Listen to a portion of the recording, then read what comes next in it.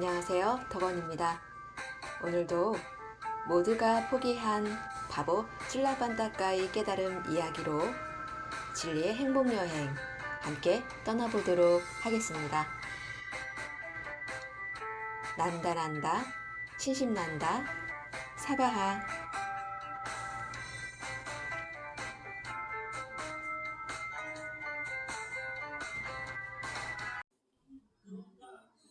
모두가 포기한 바보 찔라반다카의 깨달음. 의심이는 빠따짜라의 이야기를 보고 부처님의 평화롭고 단호한 지혜에 믿음이 일어날 것 같았다.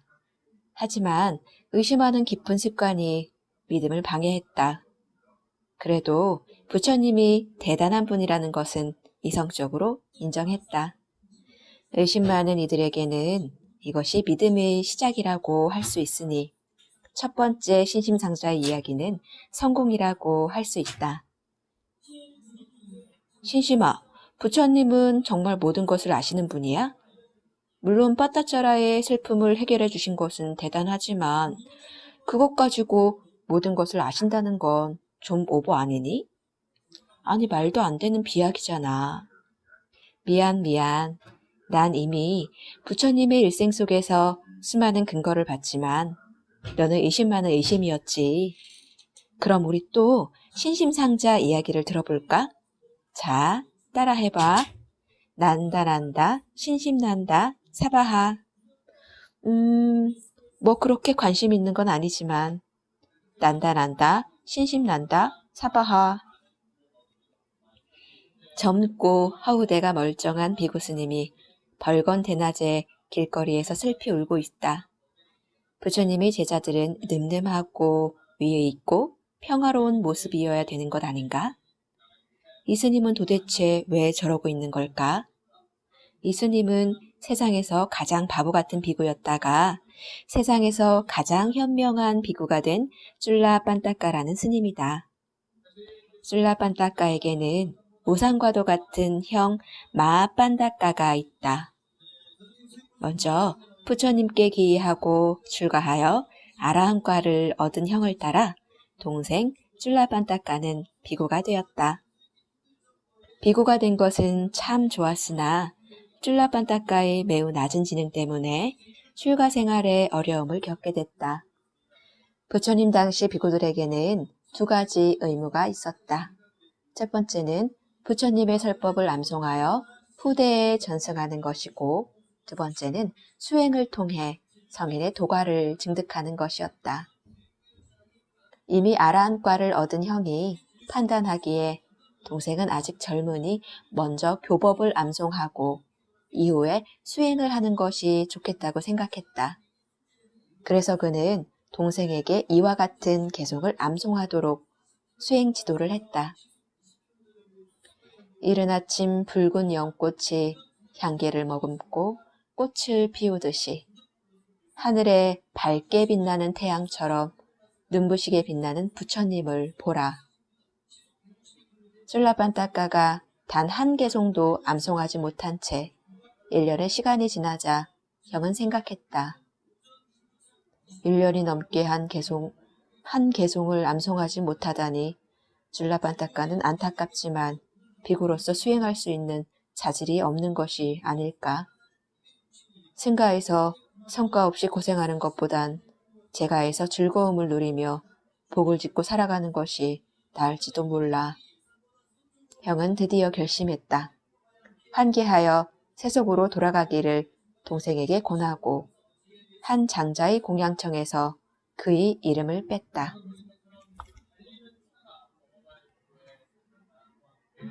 오늘 공양청에 비구가 아닌 너의 자리는 없다. 너는 이제 집으로 돌아가 복을 지으며 살아가라. 쫄라빤따까는 당황스러웠다. 1년 동안 한 개송도 외우지 못하는 자신이 수치스러웠고 갑자기 승가에서 쫓겨나는 상황에 당황했으며 매정한 형의 말이 섭섭했다. 하지만 자신의 우상 같은 형의 말을 거역할 수도 없었기에 그 자리에서 슬피 울며 이러지도 저러지도 못하고 있었다. 신심아, 저것 봐. 쫄라빤따까가 출가한 건 내면으로 여행을 시작한 건데 행복하기는커녕 지금 쫓겨날 위기에 처해서 울고 있잖아. 내면으로 방향을 돌려도 소용없는 일 아니니? 역시 그대로 믿었으면 큰일 날 뻔했어. 의심아, 넌 저 스님이 저대로 속태해서 살아가면 좋겠니?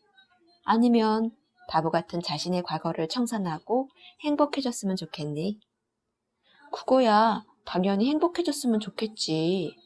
그래, 원래 네가 천성은 착해. 지금은 노이 따싸가 아니라 의심이긴 하니까 의심이 좀 많기는 하지만 암튼 지금부터 잘 봐. 저 쫄라빤따까 스님은 서가모니 부처님의 제자 중에서도 아주 유명한 분이거든. 지혜로운 부처님께서 이 문제를 어떻게 해결해 주시는지 좀 더 지켜보자. 부처님은 매일 아침 세상이 고요한 시각, 대연민 삼매에 드시어 세상을 관찰하신다. 깨달음의 인연이 무르익은 중생을 살피시는 것인데 오늘은 쫄라빤따까가 부처님의 지혜의 눈에 포착되었다. 이러한 이유로 길거리에 주저앉아 슬피 울고 있는 쫄라빤따까에게 부처님께서 다가오셨다. 사실 모든 비구들이 장자의 공양청을 받아 떠난 상황이기에 부처님은 이곳이 아닌 공양청 자리에 계셔야 했다. 그러니 슬픈 와중에서도 쫄라빤따까는 깜짝 놀랐다. 비구여, 그대는 왜 슬피 울고 있는가? 쫄라빤따까의 설명을 들으신 부처님께서 반문하셨다. 그대는 출가하기 전 형을 우상으로 생각하고 살아왔다. 하지만 그대가 출가할 때 형에게 귀의한 것인가? 아니면 열애에게 귀의한 것인가? 저는 부처님께 귀의했습니다. 그런데 그대는 왜 형의 말에 귀의하고 있는가? 나는 그대를 내쫓은 적이 없다. 그러니 그대는 이제 안심하라. 부처님의 자비롭고 단호한 음성을 들은 쫄라빤따까는 안심이 되는 한편 자신의 잘못을 깨달았다.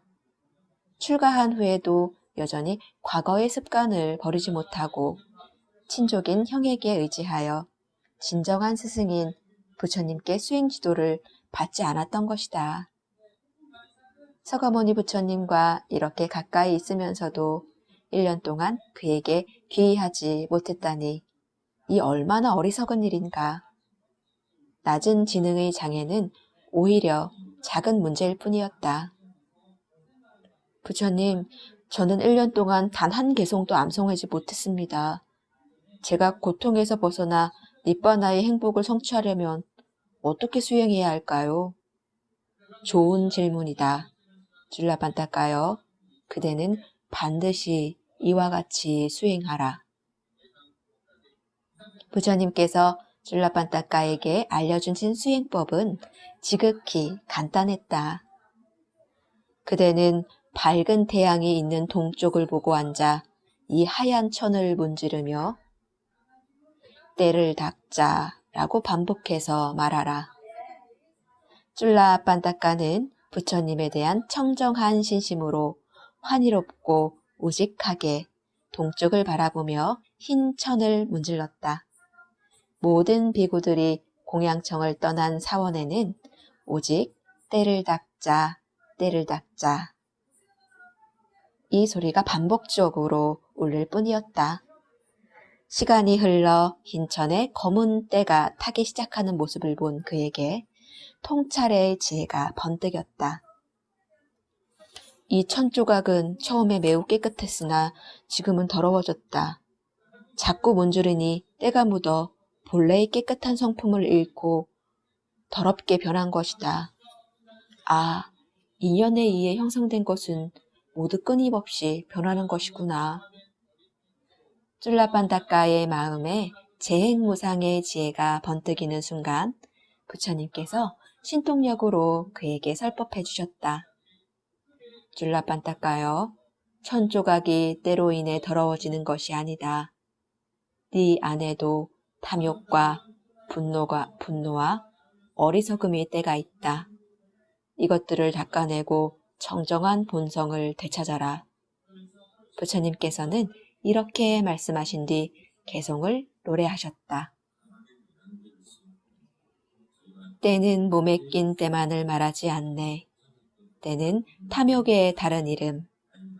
탐욕이 없는 나의 청정한 교단에서 비구들은 탐욕이라는 마음의 때를 제거하며 살아가네.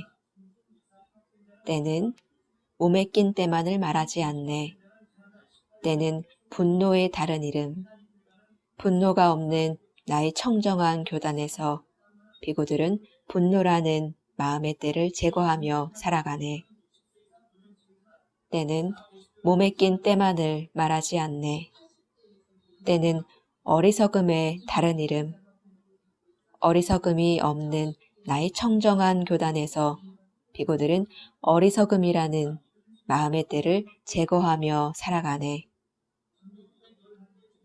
설법을 들은 줄라반따까는 세상에서 가장 현명한 자, 아라한이 되었다.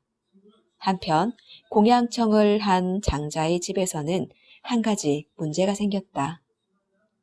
초대한 스님들이 모두 오셔서 공양을 시작하려고 하는 순간 부처님께서 하신 말씀 때문이다. 아직 나의 아들 줄라반따까가 도착하지 않았다. 그가 오면 함께 공양을 하겠다. 장자는 당황해서 달리기가 빠른 하인을 시켜 스님을 모셔오게 했다. 그렇게 사원으로 달려간 하인은 텅 비어 있어야 할 사원에 1000명의 스님들이 가득한 것을 보고 깜짝 놀랐다. 누가 줄라반따까 스님인지 알 수 없는 그는 크게 외쳤다. 줄라반따까 스님, 부처님께서 공양청 자리에서 기다리십니다. 저와 함께 가셔야 합니다. 그러자 사원을 가득 채운 모든 스님들이 대답했다. 내가 줄라반따까다. 그렇다. 1000명의 스님들은 모두 줄라반따까였던 것이다. 그는 모든 번뇌의 장애를 벗어나 아라한과를 얻는 순간 몸을 1000개로 나눌 수 있는 뛰어난 신통력을 증득했고 그렇게 신통의 자유를 누리고 있었던 것이다. 이 소식이 공양청 자리에 있던 비구들에게 알려지자 비구들과 불자들의 놀라움은 이루 말할 수 없었다. 소문난 바보스님 줄라반따까가 반나절 만에 뛰어난 신족통을 갖춘 아라한이 되다니 온 대중은 줄라반따까를 수행을 지도해 주신 부처님의 뛰어난 지혜에 소름이 돋는 환희와 청정한 신심이 일어났다. 줄라반따까 스님의 분신술을 보고는 황급히 옷자락을 문지르고 있는 의심이에게 신심이가 말했다. 의심아, 너 옷을 문지르며 뭘 중얼거리고 있니?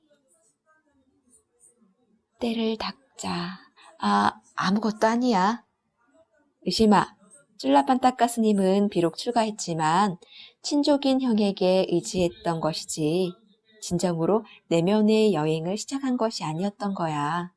그러니 너의 의심은 틀린 것 같은데 인정하지? 뭐, 맞는 말이야. 하지만 나의 의심이 끝났다고 생각하면 오산이야. 의심아, 내면으로 여행을 시작한다고 해서 모든 것이 해결된 것은 아니야. 밖에서 안으로 방향을 전환하는 것이 첫 번째 발걸음이라면 그 여행을 인도해줄 훌륭한 스승을 모시는 것은 두 번째 발걸음이라고 할 수 있다는 것을 꼭 기억해둬. 그래, 부처님이 위대한 교육자라는 것은 인정해.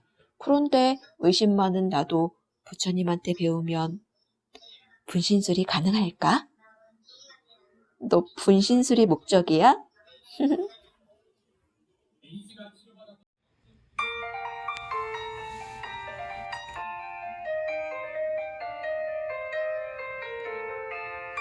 다음 시간은 모두가 포기한 바보 쫄라반다카의 깨달음에 대한 이야기 속에서 청정신심을 일깨워줄 신심 플러스로 여러분들과 진리의 행복여행 함께 떠나보도록 하겠습니다. 여러분의 건강과 행복을 바라납니다. 감사합니다.